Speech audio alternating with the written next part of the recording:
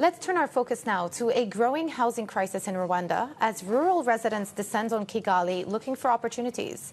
The capital's population has roughly doubled in the last 2 decades, creating huge demand for decent housing in one of the world's poorest countries. So for more on this, Bloomberg's Ondiro Oganga joins us from Kigali. Ondiro, fascinating report. Why is affordable housing becoming a crisis now?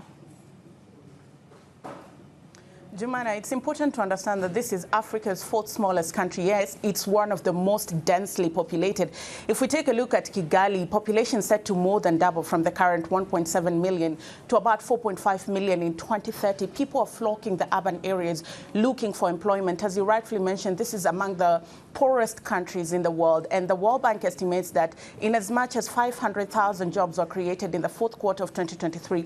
These are low-quality jobs that, are not dependable, and they're in the informal sector.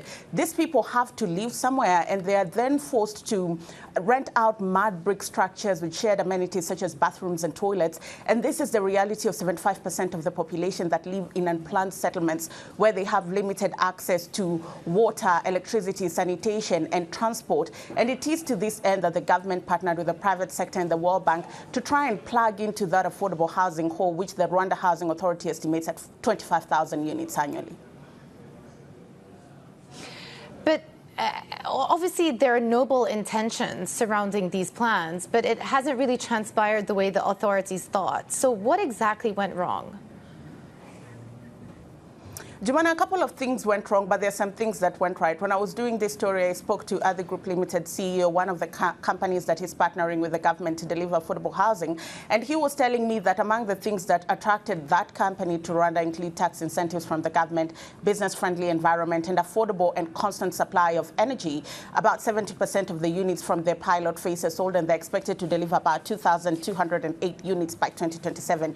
Be that as it may, there are some things that went wrong. One, developers gravitate towards high-end projects because the margins of profit are higher as compared to affordable housing. The currency last year depreciated 18% to the dollar, and all these are costs that are passed to the consumer who's supposed to be consuming affordable housing. There's also culture. People prefer standalone houses as opposed to community living in affordable housing for a country that's only 10,000 square meters long. So something has to give. The government is going back to the drawing board, the lessons that it has learned in the last 10 years, because they've only delivered 2,600 units, and now they know what went wrong, and hopefully they'll put that in the new strategy that they'll be implementing in the next decade.